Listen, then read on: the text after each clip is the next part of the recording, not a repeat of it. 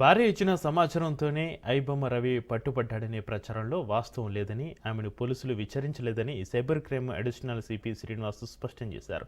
కస్టడీలో రవి నుంచి కీలక విషయాలు రాబట్టామని తెలిపారు. ఐబొమ్మ వెబ్సైట్ను రవి మరో కంపెనీ నుంచి హోస్ట్ చేస్తున్నట్లుగా గుర్తించామన్నారు. డొమైన్ను ఒక వెబ్ హోస్టింగ్ కంపెనీలో రిజిస్టర్ చేశాడని, కంటెంట్ మేనేజ్మెంట్ సిస్టమ్ ద్వారా రవి సినిమాలు పోస్టు చేసేవాడని తెలిపారు.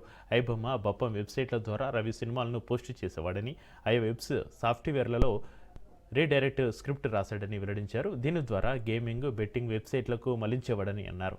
మూవీ రూల్స్ వంటి పైరసీ వెబ్సైట్లు ఇంకా నడుస్తున్నాయని ఆయన తెలిపారు.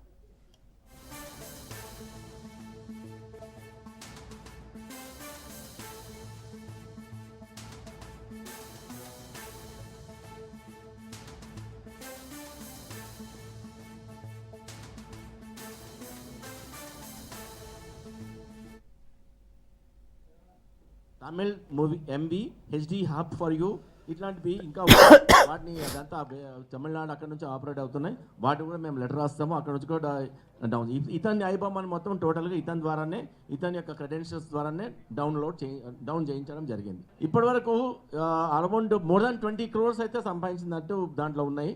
3 crores అయితే ఆల్రెడీ అతన్ని నెట్ బ్యాంక్లో ఉన్నవి సీజ్ చేయడం జరిగింది. ఆల్రెడీ అప్పుడే ప్రాపర్టీస్ ఐడెంటిఫై చేసాము. ఆల్రెడీ అవి కూడా సీజర్కి పెట్టాము. ఒకటి ఇక్కడ ఏది ఎక్కడైతే పట్టుకున్నామో అక్కడ రెయిన్బో విస్టాస్లో ఒక అపార్ట్మెంటు, దాని తర్వాత వైజాగ్లోది హౌస్, అదొకటి కూడా మనం సీజర్ చేస్తాం. యాక్చువల్గా మేము అతనికి గెటింగ్ అప్ అనే ఒక సైట్ ఉంది, గెటింగ్ అప్ అనే యాప్ ఉంది. దాంట్లో ఈ హోస్టింగ్ సైట్ సంబంధించి మేము మన సైబర్ ఇన్స్పెక్టర్ ఒకసారి మెయిల్ పెట్టడం జరిగింది, ఎవరిది అని చెప్పేసి.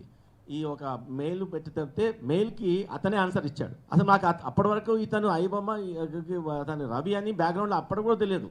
మీ దగ్గర ఏం ఆధారాలు ఉన్నాయి అని మనకు అడిగాడు. అంటే జనరల్ మాకు ఆధారాలు అడుగుతున్నాడంటే ఇతను ఏంటని మేము మళ్ళీ రివర్స్ ఇంజనీరింగ్ చేయడం మొదలుపెట్టాం. జనరల్గా మీకేం ఆధారాలు ఉన్నాయని అడుగుతున్నానంటే డౌట్ వచ్చింది మాకు. అక్కడ నుంచి మళ్ళీ స్టార్ట్ అయింది.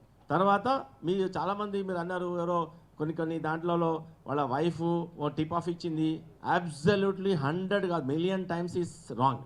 ఈ మొన్నటి వరకు కూడా అసలు అట్లాంటి వాళ్ళ వైఫ్ కానీ వాళ్ళకి సంబంధించిన వాళ్ళు కానీ ఎవ్వరు కానీ కాంటాక్ట్లో లేరు మనకు. అది వేరే రకంగా వచ్చింది.